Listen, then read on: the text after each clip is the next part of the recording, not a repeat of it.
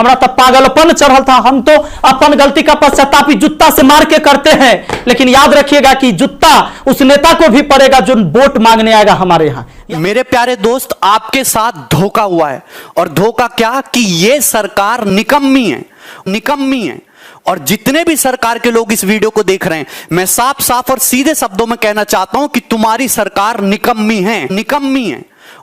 आप सबको पता है कि युवाओं के साथ कितना बुरा किया जा रहा है। वो अपनी मन की भड़ास कहां निकाले, उन सबकी मन की भड़ास मैं निकालूंगा। आज हम दिखाएंगे तुम्हें तुम्हारी औकात। इस समय भारत में 10 करोड़ से ज्यादा लोग किसी ना किसी तरीके की बेरोजगारी से जूझ रहे हैं। 2 करोड़ से ज्यादा लोगों की नौकरियां केवल और केवल इस कोरोना के टाइम में गई। 50 लाख से ज्यादा लोगों की नौकरियां केवल और केवल इस जुलाई के महीने में गई। अगर मैं कहूं कि चुनाव का नामांकन आज किया जाए, 2 साल बाद चुनाव कराया जाए, 1 साल बाद चुनाव का रिजल्ट आए और चुनाव में गड़बड़ी के कारण 3 साल कोर्ट में मुकदमा चलता रहे और उसके बाद कोर्ट उस चुनाव को निरस्त कर दे, तो सरकार में बैठे लोगों को और नेताओं को कैसा लगेगा? आज अगर हम ये सोच रहे हैं कि जो एनटीपीसी आरआरबी के एग्जाम में 2.5 करोड़ बच्चों से फॉर्म भरवा के 500 रुपए फीस वसूल के बोलते हैं कि 400 रुपए बाद में वापस करेंगे, कितना बढ़िया धंधा चल रहा है। कमाल का तरीका है साहब का रेवेन्यू वसूलने का, और सरकार का इस पे कोई ध्यान नहीं है। आज 1.5 से 2 साल होने वाले हैं एनटीपीसी और आरआरबी में। एक बार ये कहते हैं हमें कोई एजेंसी नहीं मिल रही एग्जाम कराने के लिए। फिर आपने जब फॉर्म हमसे भराए थे, जब हमसे फीस वसूली थी, तो क्या सोच के वसूली थी? लेकिन हमारे देश की मीडिया इन सबको दिखाने का उसके पास कोई टाइम नहीं है। वो बस एक मुद्दा पकड़ लेंगे, उनको भी पता है सबको मजा आ रहा है, यही दिखाओ यही दिखाओ, चिल्ला रहे हैं बुरी तरीके से। एक एंकर आप मुझे बता दो कि तमीज का है, अंजना ओम कश्यप, श्वेता सिंह और ये फलाने भाई साहब रिपब्लिक टीवी वाले भाई साहब, क्या नाम है इनका, गोस्वामी जी, ये तो बुद्धि भ्रष्ट इनकी हो गई है। मैं सच बता रहा हूं, ये जितने बुरे कर्म कर रहे हैं, जितने लोगों की बद्दुआएं ले रहे हैं, आज से आप सबसे मैं गुजारिश करता हूं, आप सबके मां बापों से गुजारिश करता हूं कि इस मीडिया को बाइकआउट कर दो। आप सोचोगे कि क्यों, मैं आपको बता दूं, इसकी क्रेडिबिलिटी खत्म हो चुकी है। एक जमाना हुआ करता था जब मीडिया अगर कोई बात कहती थी तो सरकार की जवाबदेही बनती थी। आज मीडिया चिल्लाती रहे, मीडिया को कोई मतलब नहीं है, सरकार को कोई मतलब नहीं है। सरकार जरूरी नहीं समझती कि वो मीडिया के बात का जवाब दे, क्योंकि मीडिया बाइस हो चुकी है। मीडिया को न्यूट्रल होना चाहिए। आज देश के अंदर कोई पॉलिसी आती है तो मीडिया जनता से जाके सवाल पूछती है, जबकि उसको सरकार से पूछना चाहिए कि आप ये पॉलिसी लेके आए हो, इसको कैसे एग्जीक्यूट करोगे, कैसे लोगों तक फायदा पहुंचाओगे। वो जनता से सवाल कर रहे हैं उल्टा। ये कोई न्यूज है क्या यार? इसके बगैर मेरे को क्या खाना हजम नहीं हो रहा है। लेकिन अगली बात आती है जी, देखो कितनी अच्छी है ये ANI है, जो माना जाता है भारतवर्ष का एक बेहतरीन न्यूज एजेंसी है। ठीक है, बेहतरीन, क्योंकि आप देखेंगे जी नरेंद्र मोदी जी अगर गुफा में भी घुसे हुए हैं तो सिर्फ एकमात्र यही फोटोग्राफर वहां पर मिलता है कि वो वहां अनुलोम विलोम कर रहे हैं और वो भगवान भोलेनाथ का जाप कर रहे हैं, तो ये वाला न्यूज चैनल हमेशा वहां पहुंचता है। लेकिन ये उन बच्चों के घर कभी नहीं पहुंचता जो बच्चे पेपर के रिजल्ट ना आने की वजह से सुसाइड करते हैं। ये कभी वहां नहीं पहुंचता, ये कभी वहां आवाज ही नहीं उठाता। लेकिन ये फर्जी ये यहां पहुंचता है कि Maharashtra actor Rhea Chakraborty and her brother Showik Chakraborty arrive at DRDO guest house. ये कोई न्यूज है क्या यार? इसके बगैर मेरे को क्या खाना हजम नहीं हो रहा है। लेकिन ये कोई न्यूज है क्या यार? इसके बगैर मेरे को क्या खाना हजम नहीं हो रहा है। लेकिन इसके अंदर इतनी बड़ी बुरी स्थिति बनती जा रही है जिसकी वजह से हर छात्र, हर अभिभावक और हर एक अध्यापक की नींद उड़ी हुई है। बात छोटी नहीं है, बात बहुत गहरी है। अगर ध्यान से नहीं सुनते हैं तो बात आने वाले 5 साल 4 साल में कोई सुनने वाला नहीं है। साल थोड़ा बैक जाऊंगा, बात करता हूं 3 अक्टूबर 2014 की, जब पहली बार नरेंद्र मोदी जी हमारे सम्मानित PM पहली बार मन की बात को लेकर हम सभी के सामने आए। तो उम्मीद करता हूं, कसम खा रहा हूं मैं, मुझको नहीं पूरे देश के करोड़ों युवाओं को, करोड़ों शक्तियों को एक एहसास हुआ कि आज एक बहुत ही ताकतवर PM हमारे सामने आ रहा है। वो हमारे दिल की बात करेगा, हमारे मन की बात सुनेगा, अपने मन की बात कहेगा, मन की बात पूछेगा। मैं आपको डेट बता रहा हूं, 3 अक्टूबर 2014 को पहली बार जब आकाशवाणी ने प्रचार किया और उनको लाइव किया मन की बात के साथ, तो नरेंद्र मोदी जी, और सबसे बड़ी बात है कि उस दिन विजयदशमी हो रही थी, दशहरा का पर्व हो रहा था। पूरे देश में एक हंगामा सा हो गया कि पहला PM आया है जो खुद युवाओं से जुड़ने की बात करता है, मन की बात कहता है। हम भी खुश हुए थे, दिल से खुश हुए थे, और ये कसम खाई थी कि मोदी जैसे व्यक्तित्व को 5 साल नहीं, अगले 50 साल तक अगर देश का पीएम बनाना पड़े तो हम लोग बनाएंगे। कस्में खाई थी, कस्में खिलवाई थी, लेकिन 3 अक्टूबर 2014 का वो प्रधानमंत्री जो इतना ऊर्जावान हुआ करता था, युवाओं के मन की बात करना चाह रहा था, आज मुझे बहुत दुख हुआ 30 अगस्त 2020 को इतवार के दिन आज वही प्रधानमंत्री जब मन की बात करने आता है तो वो आपकी बात नहीं करता है, युवाओं की बात नहीं करता है, वो बात करता है डॉग्स, कुत्तों की, वो बात करता है चिंगारी एप्स की, वो बात करता है खिलौनों की। आप लोग खिलौने बनाओगे और खिलौनों की बात क्यों करता है वो? क्योंकि 2019 में अंबानी परिवार ने, रिलायंस समूह ने और मुकेश अंबानी ने ब्रिटिश की 259 साल पुरानी बहुत ही प्रतिष्ठित खिलौनों की कंपनी हेमलीज को खरीद लिया है। और आज अब वो अपना सारा पैसा लगाकर उन्होंने देश के तमाम बड़े शहरों में, नोएडा में, बनारस में, गुजरात में, बहुत जगह, ठीक है, तमिलनाडु में वो हेमलीज के बड़े बड़े स्टोर खोल रहे हैं। 259 साल पुरानी ब्रिटिश कंपनी हेमलीज खिलौनों की बहुत ही प्रतिष्ठित जो है अपना स्टोर है, वो उसको अंबानी ने खरीदा है। उस 2019 के बाद आज वो प्रधानमंत्री उनकी तारीफ करता हुआ देश के युवाओं से यह कहता है कि आप खिलौने बनाना सीखें, आप खिलौनों के प्रति प्यार लाइए। अरे क्या कभी नरेंद्र मोदी जी ने यह बात की कि हम आपके युवाओं की बात करते हैं, युवा मन की बात करते हैं, हमें किसी प्रधानमंत्री से, किसी पार्टी से न नफरत है न प्यार है। जो पार्टी हमारे लिए काम करेगी, युवाओं को रोजगार देगी, हमारी बात करेगी, हम उसकी बात करेंगे। प्रधानमंत्री कोई बने, प्रधानमंत्री आकाश से आए, जमीन से आए, तमिलनाडु से आए, गुजरात से आए, उत्तर प्रदेश से आए, बिहार से आए, लेकिन वो हमारे युवाओं की बात करे। वो प्रधानमंत्री जिससे हम सभी को उम्मीदें हमने लगाया हुआ था, वो कुत्तों की बात करता है, डॉग्स की बात करता है, चिंगारी एप्स की बात कर रहा है। इसके बाद क्या प्रधानमंत्री नरेंद्र मोदी जी ने आज तक कभी, सभी लोग बता दें, मैं किसी का विरोध नहीं कर रहा हूं, क्या प्रधानमंत्री नरेंद्र मोदी जी ने आज तक युवाओं के बारे में कभी मन की बात की? मैं दावे के साथ कहता हूं, 200% दावे के साथ कहता हूं, कभी नहीं किया। क्या प्रधानमंत्री मोदी जी ने कभी युवाओं की बात सुनी? नहीं सुनी। शायद सर वो समझते नहीं है युवाओं को और कि उनकी बात उन तक पहुंचे। मुझे तो एक उम्मीद जगी थी कि ये सभी लोग जमीनी लोग हैं, जब सत्ता में आएंगे तो हमारी बात सुनी जाएगी, हमारी बात कही जाएगी। वो प्रधानमंत्री जब आज मोर को दाना चुगाता है तो आप जैसे करोड़ों लाखों युवा उसकी फोटो खींच रहे हैं। याद रखिए, आज आप मोर चुगते हुए दानों की फोटो खींच रहे हैं। अगर आपके हालात यही रहे और आपने अपने क्वेश्चन, अपने प्रश्न अगर आपने सरकार से नहीं पूछे तो आपकी जिंदगी, आपका परिवार, आपके मां बाप, आपके आने वाले बच्चे खुद मोर बन करके नाचेंगे और उसको नचाने वाली आज की सरकारें होंगी। सरकार कोई भी हो, मुझे डर नहीं है, मुझे जेल भेजा जाए, मैं आप सब करोड़ों युवाओं के लिए मुझे तिहाड़ जेल में डाला जाए, मैं जेल डालने से नहीं घबराता हूं, अपनी बात खुलकर बोलता हूं। और आज मैंने आपके लिए, ये देख लीजिए, आज मैंने कई पन्नों का पूरा शोध करके 4 घंटे मैंने काम किया है, पूरा दिन लगाया है, अपने मन मस्तिष्क को तैयार किया है, क्योंकि आज मैं मन की बात करने आ रहा था आपके लिए, युवाओं के लिए। मैं प्रधानमंत्री जैसा नहीं हूं कि जो सिर्फ अपनी बात करे। मेरा किसी के साथ कोई विरोध नहीं है। प्रधानमंत्री जी, आप जो है राम मंदिर बनवाइए, हम आपके साथ हैं। आप धारा 370 हटाइए, हम खुलकर आपके साथ हैं, अपना खून पसीना बहा देंगे। लेकिन अगर आपने या आपकी पार्टी ने या सरकारी नुमाइंदों ने, अधिकारियों ने अगर हमारी बात नहीं की, अगर हमारा युवा आत्महत्या करने को विवश हुआ, तो ये करोड़ों युवा, कई करोड़ युवा चुप नहीं बैठेंगे, जेल जाने से नहीं डरेंगे।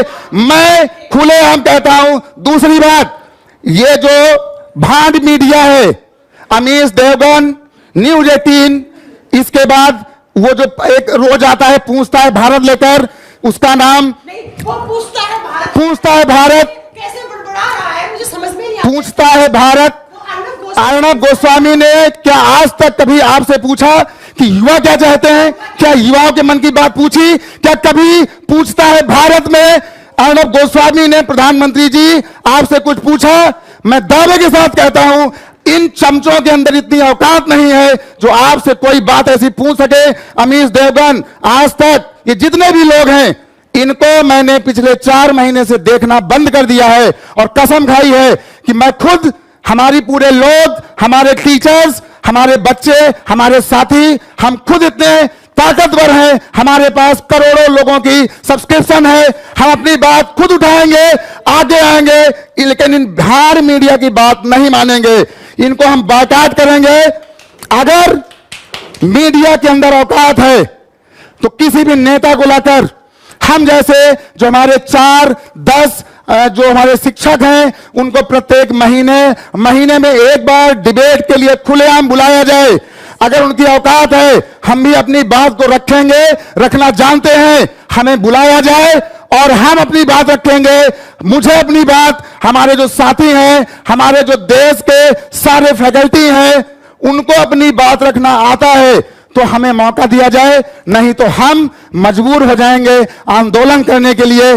और सबसे बड़ी बात है कि अगर बिहार में चुनाव नहीं होता तो मैं दावा कहता हूं ऐसे हजारों सुशांत सिंह मार दिए गए हैं और आगे भी मारे जाएंगे।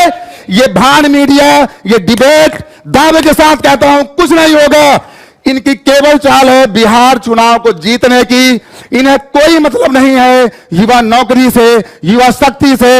हमारी बात खराब हो तो आप करोड़ों बच्चों, आप मुझे गाली दो, मुझे गाली सुनना मंजूर है, लेकिन हम इन भाड़ नेताओं को, भाड़ मीडिया को और जो ये कमीने अधिकारीगण हैं जो इतना पढ़ लिख करके सरकार की नुमाइंदगी करने वहां पहुंचते हैं और आज वो आपकी बात नहीं उठाते हैं। सबसे पहले मैं ट्विटर पे जुड़ी हुई कुछ खास खबरें आपके साथ पेश करूंगा दोस्तों, और उसके बाद मुद्दे पर लेकर आना चाहूंगा। ये वो नामी गिरामी ट्विटर हैंडलर्स हैं जिनकी बातें पूरा का पूरा भारत ही नहीं, भारत के बाहर के लोग भी पढ़ते हैं, लेकिन कभी इन्होंने इस मुद्दे पर आवाज उठाई नहीं, जिसकी वजह से एक देश का भविष्य निर्धारित होता है। सबसे पहले देखिए द हिंदू ने क्या कहा है। आज सुबह के एक ट्वीट में इन्होंने ये कहा है कि भाई मेट्रो सर्विसेज को ये 7 सितंबर से शुरू कर देंगे और इनकी कैलिब्रेटेड सेंस होगी। ठीक है, कैलिब्रेटेड इनकी मैनर होगी। अब ये कैलिब्रेटेड मैनर क्या है ये भगवान जानता है, ठीक है ना। इसका मतलब जहां से सरकार को रेवेन्यू आना शुरू हो जाए वो सर्विसेज चालू कर दो, उसमें कोई दिक्कत नहीं, वहां कोरोना नाम की कोई चीज नहीं है। देश में जहां से रेवेन्यू आ सकता है उन चीजों को आप चालू कर दीजिए, उसमें कोई भी प्रॉब्लम नहीं है। तो ये द हिंदू का कहना है। जिस हिंदू को बच्चा सुबह हर रोज भागवत गीता की तरह पढ़ना चाहता है, वो बच्चा जो यूपीएससी, एसएससी और रेलवेज के एग्जामिनेशन की तैयारी करता है, जो भागवत गीता की तरह पढ़ता है, कुरान शरीफ की तरह पढ़ता है, वो हिंदू की खबर ये है। लेकिन इनके पास इतनी फुर्सत नहीं है कि ये देश के इस युवा के लिए रोजगार की मुद्दे को उठा सकें, जिसमें इनका कुछ भी नहीं लगता, लेकिन इनका सब कुछ बिगड़ता नजर आता है। मैं दूसरी खबर आपको दिखाना चाहूंगा दोस्तों। ये है हमारे हिंदुस्तान टाइम्स का एक ट्वीट, सुबह का ये ट्वीट है दोस्तों, और इन्हें देश के अंदर कोरोना फैला हुआ है और इनके लिए क्या इंपॉर्टेंट है, you are going to be sorely missed from CSK। तो ये सुरेश रैना जी की खबर हमें दिखाना चाह रहे हैं कि सुरेश रैना जी भारत के युवा वर्ग के रोजगार के लिए बहुत इंपॉर्टेंट रोल प्ले कर रहे हैं। मुझे शर्म आती है इस मीडिया के बिके हुए चेहरे को आपके सामने लाते हुए, और फिर मैं मुद्दे की बात करूंगा दोस्तों। ये देखिए, जिस जैसा न्यूज चैनल मैंने आज तक नहीं देखा, इसके नाम को पढ़कर देखकर मुझे बड़ी शर्म आती है। देखिए सर, उत्तर प्रदेश में बढ़ रही हैं आपराधिक वारदातें। अरे भाई साहब, अगर ये ट्वीट ना करें तो हमें पता ही नहीं चलता कि किसी स्टेट में वारदातें बढ़ रही हैं या वारदातें घट रही हैं। अगर ये ऐसा ना दिखाए तो हमें महसूस ही नहीं होता कि देश के अंदर वारदातें बढ़ रही हैं या वारदातें घट रही हैं। I can't believe this. खैर, एक और देखिए भाई साहब, ये है हमारे एनडीटीवी। ये लिखते हैं, Andhra man beaten head shaved over alleged theft at film makers home. एक फिल्म मेकर के घर कोई इंसान घुसा जिसको पीटा गया और उसके बाल गंजे कर दिए गए। तो भाई साहब, ये खबर इनके लिए इतनी ज्यादा इंपॉर्टेंट है, ऐसा लगता है कि इसकी वजह से करोड़ों जो बेरोजगार लोग बैठे हैं उनके घर में 2 वक्त की रोटी का इंतजाम हो जाएगा। ये एनडीटीवी की मुहिम है। एक और दिखाता हूं मेरे दोस्तों आप लोगों को। ये तो आजकल हर दिल पे छाई हुई है खबर, मुझे ऐसा लगता है लोगों को अगर कोई बीमारी है ना, बीमारी की दवाई बाद में लेते हैं, ऐसा लगता है कि इस रिया चक्रवर्ती को सलाखियों के पीछे पहुंचाने से उनके जीवन में अत्यंत सुकून प्राप्त होगा। देखिए जनाब क्या लिखते हैं, सुशांत केस के लिए डीआरडीओ गेस्ट हाउस में रिया और भाई शोवक सीबीआई कर रही है पूछताछ। अरे एक बात बताओ बदतमीज इंसानों, तुम लोगों को यह खबर छापने के लिए, ट्विटर हैंडल के लिए, मतलब ऐसी खबरें आपके लिए ज्यादा इंपॉर्टेंट है कि यह भी बताना कि सीबीआई ने इनको उस पर्टिकुलर जगह पर इनसे पूछताछ कर रही। अरे भाई हमें करना क्या ये तो बताओ, क्या इससे मुझे रोटी मिलेगी? खैर कोई बात नहीं, अभी और भी दिखाता हूं दोस्तों, फिर मैं भड़कने की वजह भी आपको बताऊंगा। ये आपका प्यारा है जी हिंदुस्तान टाइम्स, और ये कहता है 4 फीट लंबा सांप इन्हें मिला साकेत मेट्रो स्टेशन में, ठीक है जी, और ये जनाब इस सांप को पकड़े हुए भी हैं। अबे नालायकों, सांप यहां नहीं है, सांप हमें दिखाई दे रहा है कि सांप एक्चुअल में कौन है, ठीक है ना जी, हमें इन्हें पकड़ना होगा, ठीक है। हम लोगों की वजह से ही, हम इस युवा वर्ग की वजह से ही ये लोग हमसे खेल रहे हैं। क्यों? क्योंकि हम लोगों को इनकी ये खबरें बड़ी अच्छी लगती हैं। मैं अपना फेसबुक चलाता हूं, उस फेसबुक के ऊपर यही स्पॉन्सर्ड मुझे बहुत सारी वीडियोस देखने को मिलती हैं, ऐसी न्यूज देखने को मिलती हैं, पर कहीं पर भी सरकार से यह सवाल पूछने वाला कोई नहीं है कि हमें रोजगार के लिए जो हमने रेलवेज के एग्जामिनेशन फिल किए, एसएससी के एग्जामिनेशन फिल किए, एग्जामिनेशन कंडक्ट हुए, उनका रिजल्ट कहां है, पर कोई पूछना। एक और देखो ना, अभी तो तुम्हें मैं ऐसे ऐसे चुटकुले सुनाऊंगा, आज भाई साहब रातों की नींद उड़ जाएगी, उनकी जो आने वाले टाइम में इलेक्शन में फिर से जीतने की उम्मीद करे बैठे हैं।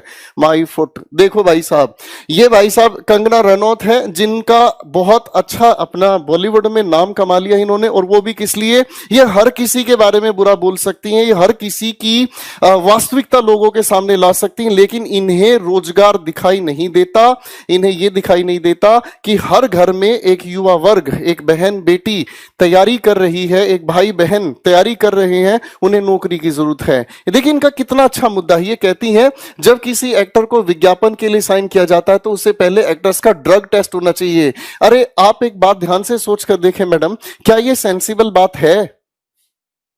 और इनसे पूछने से पहले मैं इसको देखूंगा जिस जैसा घटिया चैनल आज तक मैंने नहीं देखा। ये क्या कहना चाहते हैं सोचकर तो देखिए, ये हैं इनके ट्विटर हैंडलर्स जो हमें ऐसी बदतमीज चीजें दिखाना, वाहियात चीजें दिखाना चाहते हैं जिनकी कोई सेंस नहीं है। जब बात आती है देश के रोजगार पर तो बात उठती है मन की बात, वहां पर भी लेके चलूंगा, थोड़ा सा देखते रहिए, ठीक है जी। एक अगली बात आती है जी, देखो कितनी अच्छी है, ये ANI है जो माना जाता है भारतवर्ष का एक बेहतरीन न्यूज एजेंसी है, ठीक है, बेहतरीन, क्योंकि आप देखेंगे जी नरेंद्र मोदी जी अगर गुफा में भी घुसे हुए हैं तो सिर्फ एकमात्र यही फोटोग्राफर वहां पर मिलता है कि वो वहां अनुलोम विलोम कर रहे हैं और वो भगवान भोलेनाथ का जाप कर रहे हैं, तो ये वाला न्यूज चैनल हमेशा वहां पहुंचता है। लेकिन ये उन बच्चों के घर कभी नहीं पहुंचता जो बच्चे पेपर के रिजल्ट ना आने की वजह से सुसाइड करते हैं, ये कभी वहां नहीं पहुंचता, ये कभी वहां आवाज ही नहीं उठाता। लेकिन ये फर्जी ये यहां पहुंचता है कि Maharashtra actor Rhea Chakraborty and her brother Showik Chakraborty arrive at DRDO guest house. ये कोई न्यूज है क्या यार? इसके बगैर मेरे को क्या खाना हजम नहीं हो रहा है, लेकिन with photographs. What a coincidence. कैसा लगा इनका मजाक?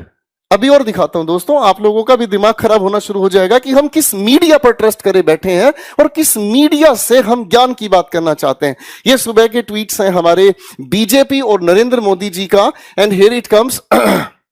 लाइव जेंटलमैन आ रहे हैं मन की बात करने के लिए, और सभी के सभी लोगों ने मन की बात को सुन भी लिया है, सभी के सभी लोगों ने मन की बात को सुन लिया है, जिसके अंदर मुद्दे उठाए गए हैं किस चीज के, खिलौने भारत में बनाए जाएंगे। अरे तुम लोगों ने यहां युवा वर्ग को खिलौना बना डाला है भाई, तुम इसको तो रोजगार दे लो यार, कौन खरीदेगा खिलौनों को? मैं मुद्दे पर आ रहा हूं, पहले आप ध्यान से देखो हमारी मीडिया किस हद तक गिर चुकी है और इस मीडिया ने क्या धज्जियां उड़ाई हैं इस युवा वर्ग की डिमांड्स की।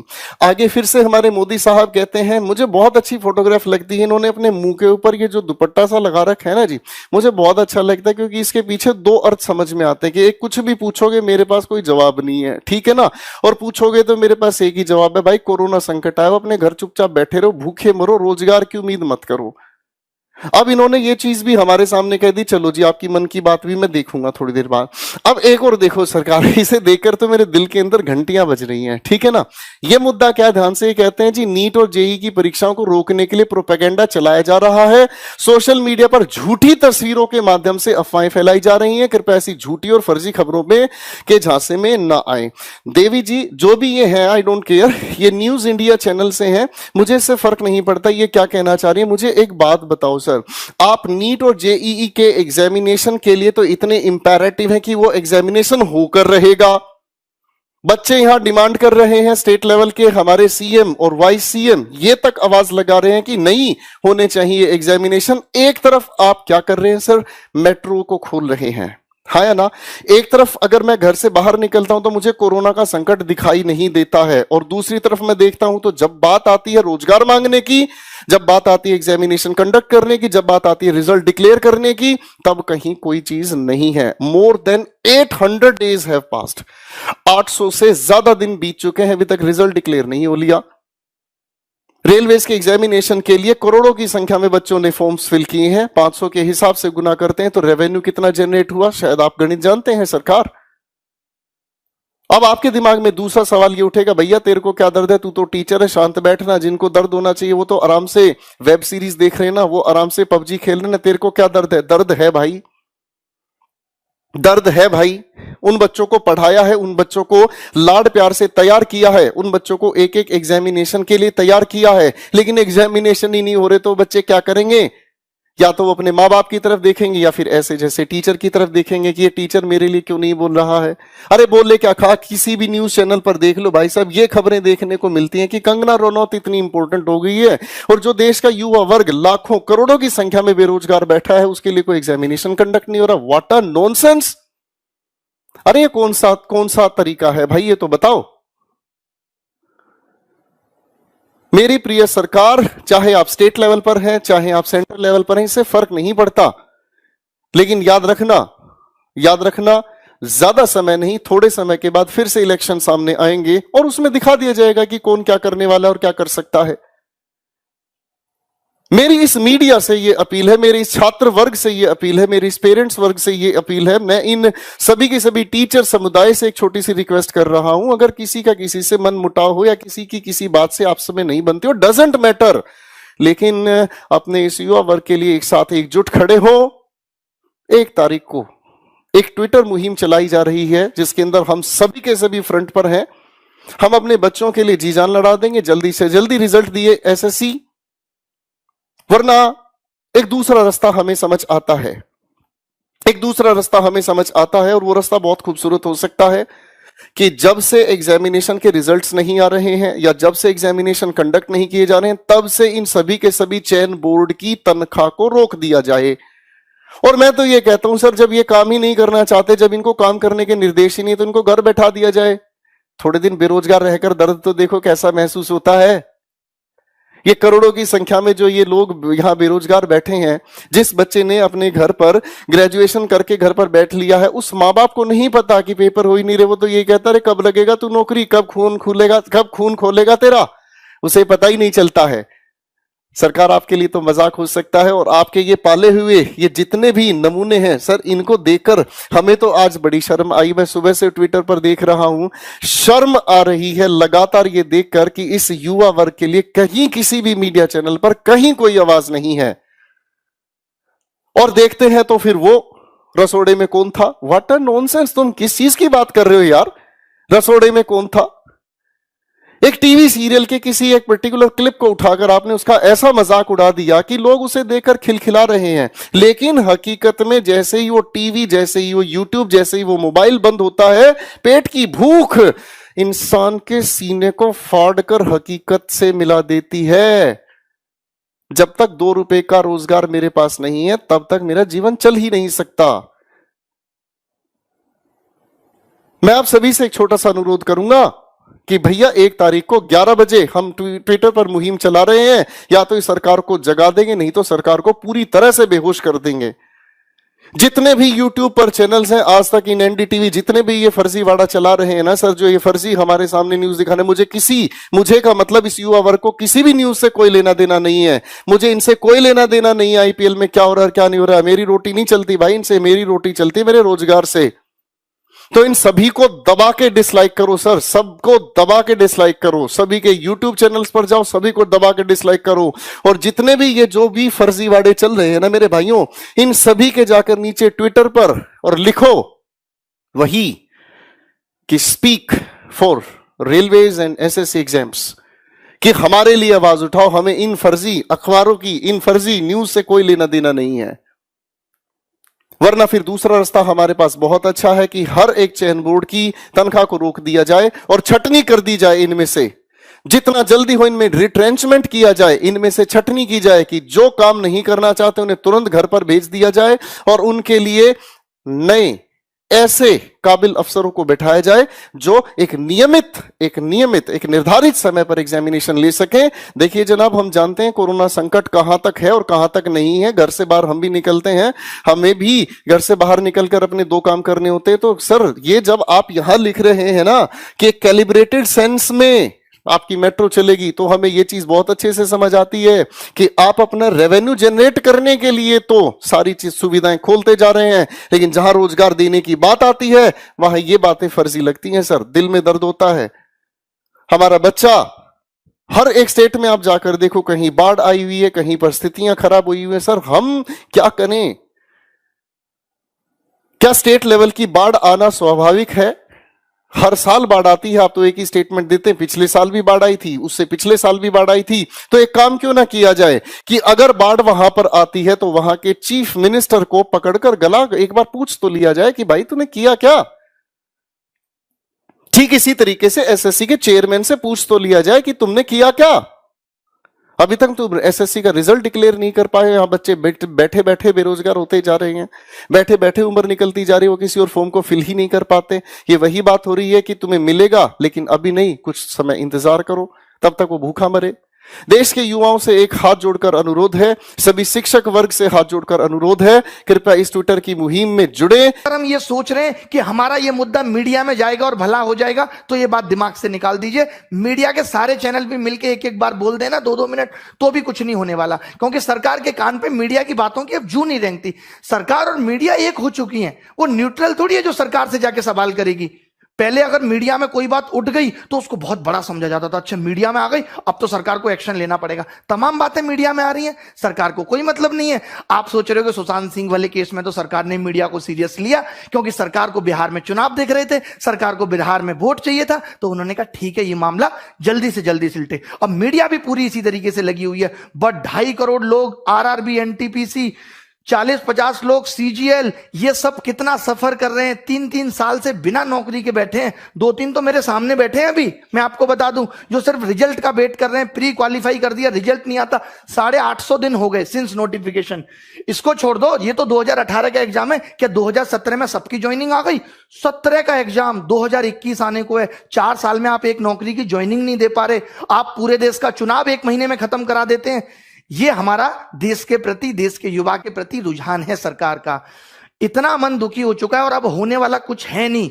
अब या तो कुछ एक बड़ा आंदोलन हो, मीडिया से तो आप उम्मीद छोड़ दीजिए, ये भी छोड़ दीजिए कि मीडिया अगर 2-4 बातें बोल भी देगी तो कुछ होगा नहीं। मीडिया के साथ तो हमें यह करना है, बॉयकॉट मीडिया। आज से हम कोई न्यूज चैनल नहीं देखेंगे, आज से हम कोई भी न्यूज की वीडियो नहीं देखेंगे। आज से हम इन सब की वीडियो आ भी जाती है सामने तो उसे डिसलाइक करेंगे, अपने माँ बाप को बोलेंगे कि न्यूज चैनल बिल्कुल ना खरीदे, टीवी देखे बट कोई न्यूज ना देखे। हम बताएंगे इनको, इनकी जो टीआरपी है ना वो हम ही ने बढ़ा दी। हमें ही मजा आता है उन बातों में, और उन बातों के मजे के चक्कर में हमारा सबका भविष्य खराब हो गया। मीडिया को लगने लगा अच्छा ये चीज है। अब मैं अपने चैनल की बात करूं, मैं मसाले की वीडियो बनाऊं, रोज 1 लाख व्यू आएंगे, बट मेरा चैनल एजुकेशन का है, मुझे वो काम भी करना है। ठीक है, मैंने महीने में एक बार 1 वीडियो बना दिया, 2 वीडियो बना दिए, उसके अलावा तो मैं पढ़ाऊंगा ना। या मैं ये चिंता करूं नहीं मेरी इस वीडियो पे 30,000 व्यू आते हैं तो अब मैं ये वीडियो नहीं डाल रहा। यही सेम काम मीडिया को करना चाहिए था कि जो उनका काम है, व्यू आए या ना आए, उनको वही काम लगातार करते रहना चाहिए था, बट वो नहीं कर रहे। वो क्या करते हैं, अब जेईई और नीट की परीक्षा सरकार चाहती है, इसीलिए मीडिया लगा हुआ है कि नहीं करा के रहेंगे। लड़ रहा है मीडिया उसके लिए, क्योंकि सरकार चाहती है। तो मीडिया यहां पे वही कर रहा है जो सरकार चाहती है। तो सबसे पहले हमें सरकार से चाहवाना है कि वो हमारे एग्जाम भी टाइम पे ले। मीडिया से सरकार नहीं सुधरेगी, सरकार से मीडिया सुधरेगी। तो गुजारिश हमारी सरकार से है, सबसे पहले कोई न्यूज चैनल हम नहीं देखेंगे। आपके पिता मम्मी सबको न्यूज चैनल को बायकॉट करना होगा और आपके लिए ट्वीट करने होंगे, आपके लिए कैंपेनिंग चलानी होगी। चाहे यूट्यूब पे हम चलाएंगे, जैसे कि हैशटैग अभी चल रहा है एसएससी डिक्लेयर रिजल्ट चल रहा है, और एक चल रहा है hashtag speak up for SSC railway exam. सोचिए कितना गलत हो रहा है यार। अब तो हद हो गई कि आप फॉर्म भरवा लेते हो 2.5 करोड़ लोगों से, उनका पैसा आप खा गए। आपसे ज्यादा वाहियात और गंदा आदमी कौन होगा। अब थोड़े दिन बाद रेलवे बिक जाएगी, किसी को कोई मतलब नहीं है, सब बच्चों का पैसा डूब गया। अरे मेहनत की कमाई है, खून पसीना बहा के कमाया है, एक एक रुपया आप कमा के देखो। सरकार का एक आदमी कमा के देखे, फोकट की सैलरी मिल जाती है ना, जगह जगह से पसीना आ जाएगा, जगह जगह से। अभी तो आपको सैलरी भी मिल रही है साहब। मुझे तो ये समझ में नहीं आता, अगर ये समाज सेवा करते हैं नेता लोग तो इनको सैलरी किस बात की है, और जब ये सैलरी लेते हैं तो फिर इनको नौकर की तरह क्यों नहीं ट्रीट किया जाता। फिर ये राजा किस बात के हैं जब ये सैलरी ले रहे हैं देश से। तो बताइए आप। मोदी जी तमाम दिन से मन की बात कर रहे हैं, एक एक बात मैंने इनकी मन की सुनी है। भाई साहब मन की बात में आज तक इन्होंने रोजगार पे बात की नहीं। अरे रोजगार को गोली मारो, जो रोजगार निकाल दिया कम से कम उसे तो टाइम पे दो, या उसे भी टाइम पे नहीं दोगे, उसे भी आपने अपने रेवेन्यू का जरिया बना लिया। कौन टैक्स वसूलेगा आपके लिए। मोदी जी लगता है दूरगामी सिर्फ अपने लिए थे, देश के लिए नहीं है। अपने लिए तो उन्होंने सोच लिया था कि कैसे कैसे रास्ते पे चलूंगा कि प्रधानमंत्री बन जाऊंगा, बट वो ये नहीं सोच रहे कि इस देश का युवा जो आज जिन हालातों में, अगर यही हालत रहा तो ये देश नीचे चला जाएगा। ये आपकी देशभक्ति है, ये आपका देश प्रेम है। और ये जो मीडिया वाले चिल्लाते हैं ओम कश्यप फलाना ढिमका कि हम बहुत बड़े देशभक्त हैं, ये देशभक्त हैं, इनको नहीं दिखता कि क्या हो रहा है इस देश के अंदर। युवा कैसे बड़े, कितने न्यूज चैनल को मैं कॉल करके बोलता हूं कि इस चैनल पे डिबेट करा लो, अरे नहीं इस पे नहीं कराएंगे, हम दिखाएंगे तुम्हें तुम्हारी औकात, तब तुम्हें पता चलेगा।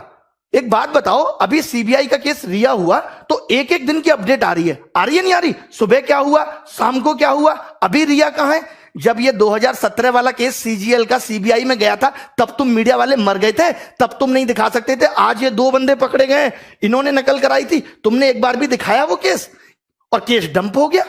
जब मीडिया उस केस को दिखाएगी नहीं तो केस तो डंप हो ही जाएगा। तब आप नहीं बोले बीच में। और शिक्षा में भी माफिया बैठे हैं, इनको भी कोई मतलब नहीं पड़ता। सबको लगता है अपना पैसा कमा के बैठे। अरे क्या बच्चों के बारे में सोचना। अरे हमने नहीं कमाया पैसा, क्यों नहीं सोचेंगे। तुम्हारे घर की दाल रोटी बढ़िया चल रही है तो चलाते रहो। कम से कम जिन बच्चों से आपने पैसा कमाया, जिन बच्चों की वजह से आप अरबपति बने बैठे हो, उनके बारे में तो सोचो, नहीं तो एक दिन खत्म हो जाओगे। मैं बड़े बड़े चैनल वालों से भी कहता हूं, सिर्फ यूट्यूब चैनल की बात कर रहा हूं मैं। आज सारे यूट्यूब चैनल को कसम है कि इन सब चीजों पर वीडियो बनाए, और ये बच्चों को भी कसम है कि वो इन वीडियो को वायरल करेंगे। चाहे वो किसी भी चैनल की वीडियो हो, एक वीडियो तो ट्रेंडिंग 1 जानी ही चाहिए। आज देखिए न्यू एजुकेशन पॉलिसी आई, सीईटी आया, एक न्यूज चैनल वाले ने तमीज से डिस्कशन नहीं किया, तमीज से सरकार का इंटरव्यू नहीं लिया जितेंद्र सिंह का कि आप बताओ इसको कैसे लागू करोगे।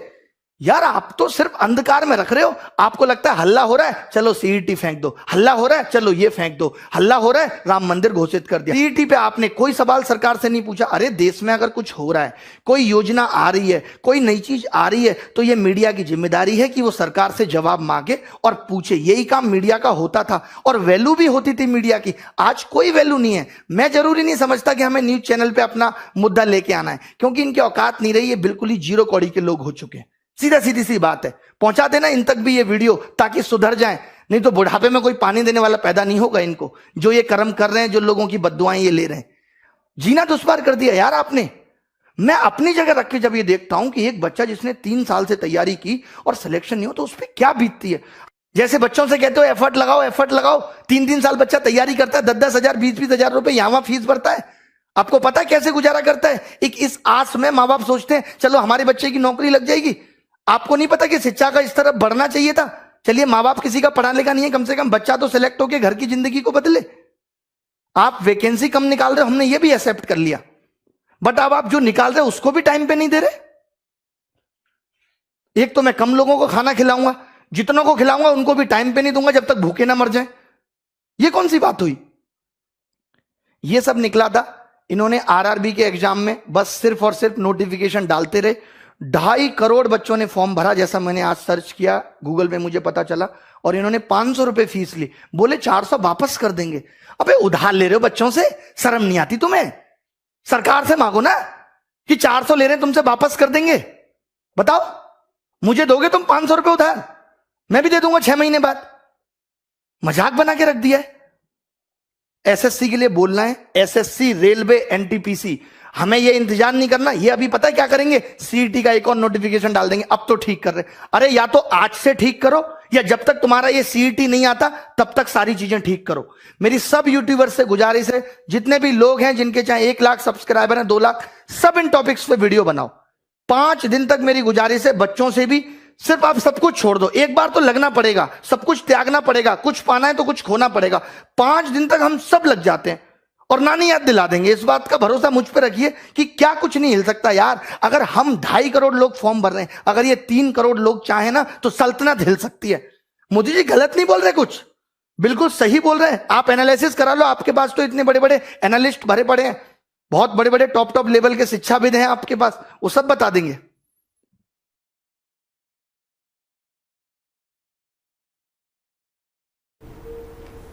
सभी बेरोजगार लोगों को नमस्कार।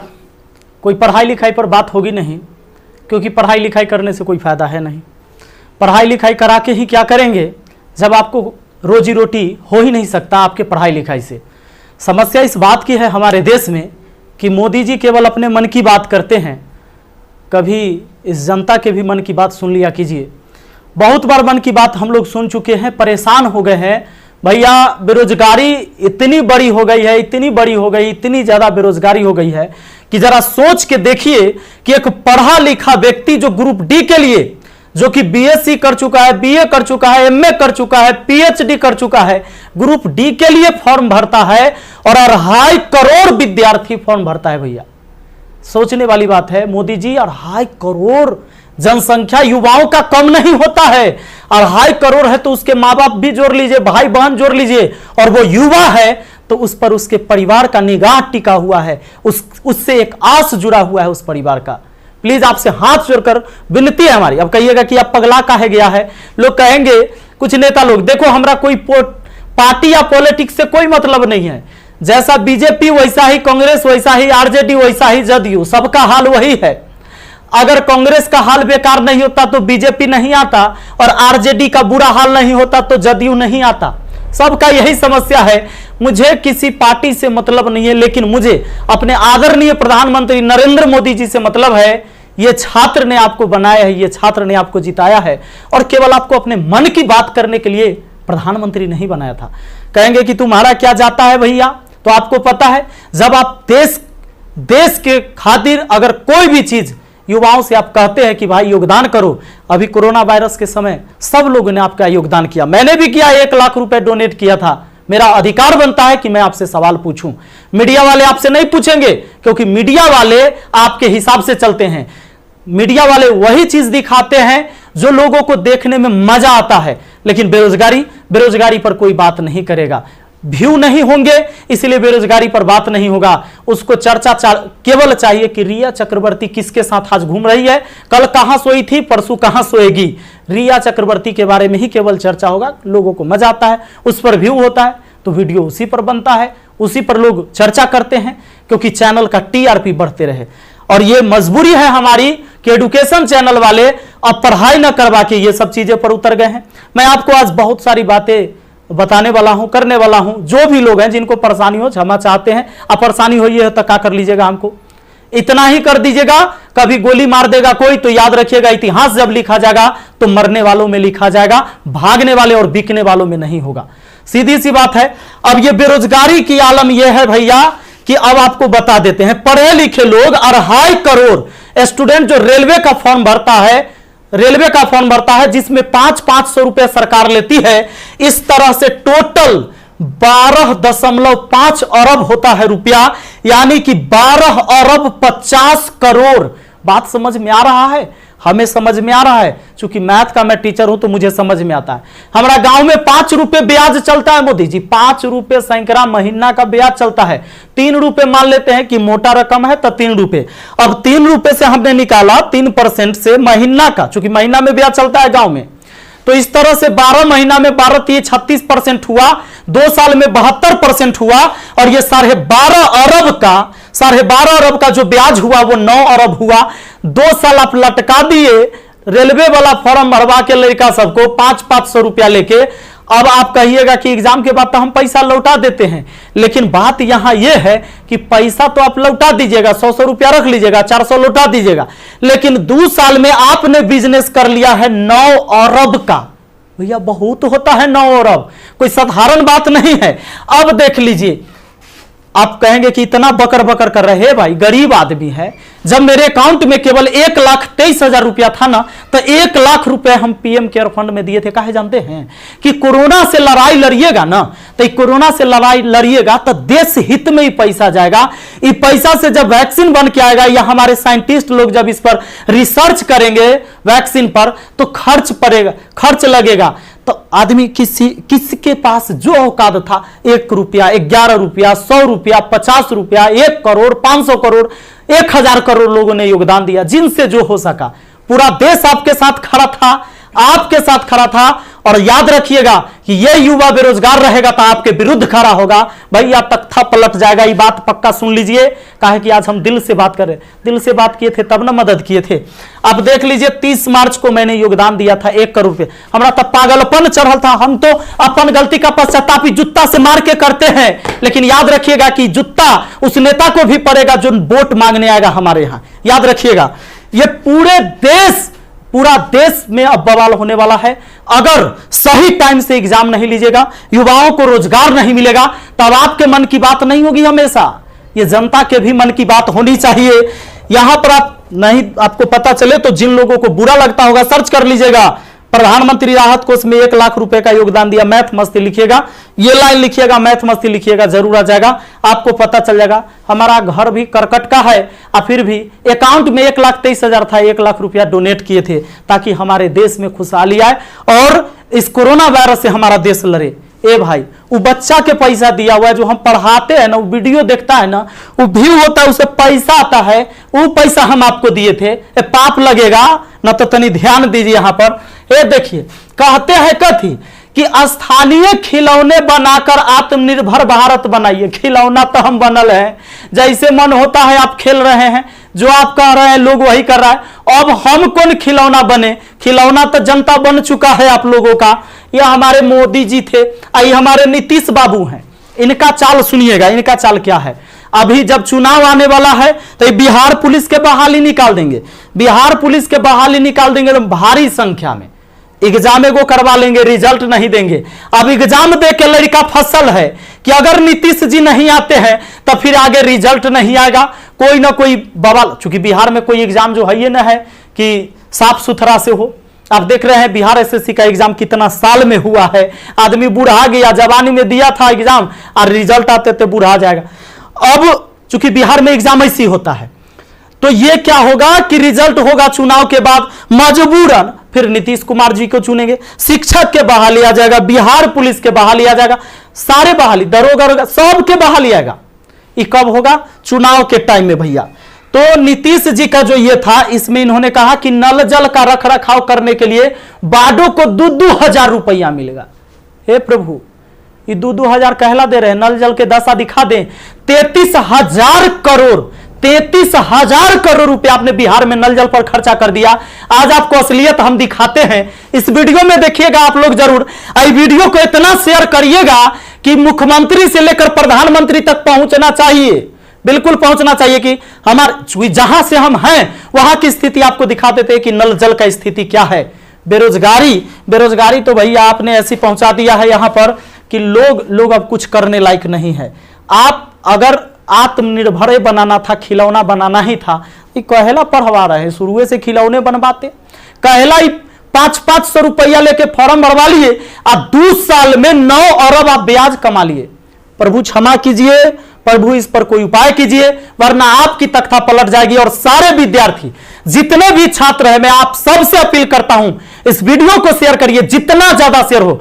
और सारे एजुकेशन चैनल वाले जितने भी है, चूंकि आपके मीडिया नहीं दिखाएगा, विद्यार्थी का दर्द कोई नहीं समझ पा रहा है, वही चीज दिखाएगा जो सरकार चाहती है। हमारे सारे भाई बंधु जितने भी वाईफाई स्टडी एग्जामपुर है, अभिनव शर्मा है, राकेश यादव सर है, जितने भी लोग हैं जो भी वीडियो बना रहे हैं बहुत अच्छा कर रहे हैं, सभी को हाथ जोड़कर तहे दिल से मैं धन्यवाद देना चाहूंगा, क्योंकि ये विद्यार्थी, इस विद्यार्थी जो बेरोजगार है ना, उसी के वजह से हमारा रोजगार है, यही बात सच्चाई है। और इसीलिए हम इनके लिए लड़ेंगे, चाहे जो हो जाए। धरना प्रदर्शन होगा, पूरे देश में धरना प्रदर्शन होगा। और जहां ये 2.5 करोड़ विद्यार्थी सड़क पर उतर गया तो सुन लीजिए, ये बिहार से लेकर दिल्ली तक हिलेगा, ये बात निश्चित है। एक साथ हम हैं, सबके साथ हैं, सारे छात्र आंदोलन करने के लिए तैयार रहिए। एसएससी टाइम से एग्जाम नहीं लेती है। एक तो आप वैकेंसी ही कम निकालते हैं, अब वैकेंसी कम निकालते हैं तो जो निकालते हैं ओकर तक कम से कम एग्जाम ले लीजिए, सही से रिजल्ट ले लीजिए, सही से रिजल्ट दीजिए और एग्जाम सही से ले लीजिए, टाइम से ले लीजिए। एक शेड्यूल बना दीजिए, जैसे मैट्रिक का एग्जाम होता है, 12th का एग्जाम होता है कि इस महीने में होगा, इस महीने में रिजल्ट होगा, उसी तरह एसएससी का भी एग्जाम होना चाहिए, रेलवे का भी एग्जाम होना चाहिए। आपको जितने सीट पर लेना है, लेकिन इसका एक टाइम फिक्स होना चाहिए। कितने इस महीने में एग्जाम होगा, इस महीने में रिजल्ट आएगा, इस महीने तक ज्वाइनिंग होगा, ताकि अंधेरे में लोग ना जिए। हे प्रभु, ये पाप लगेगा अगर इस युवाओं के साथ गरीब के बच्चा ना जनरल कंपटीशन के तैयारी करता है, आर्मी के तैयारी करता है, गरीब के बच्चा जाता है। कम से कम एकरा साथ इतना अन्याय ना कीजिए। ये पाप का घड़ा भर चुका है। मैंने अपने सर पर जूता मारा है। अगर वोट मांगने मेरे एरिया में आइएगा, हम जूता मारेंगे आप लोग को, ये बात पक्का कह देते हैं। आई वीडियो शेयर होना चाहिए। आप सबको इस बात के लिए मैं कहना चाहूंगा कि आप शेयर करिए, इस वीडियो को पहुंचाइए, जहां तक हो सके इसको पहुंचना चाहिए। और हर व्यक्ति आपसे हाथ जोड़कर विनती है कि हल्ला बोल ये नारा लगाइए और सब लोग पहुंचाइए, सब लोग वीडियो बनाइए, जितने भी एजुकेशन से जुड़े हुए हैं। क्योंकि कोई मीडिया वाला आपको दिखाने वाला ये नहीं है। और बस यही बात कहना चाहेंगे और जल्दी आग के तरह इस वीडियो को फैलाइए। और ज्यादा कुछ नहीं बोलेंगे। बेरोजगारी इतना बढ़ गया है कि आप सब कुछ समझ ही रहे हैं।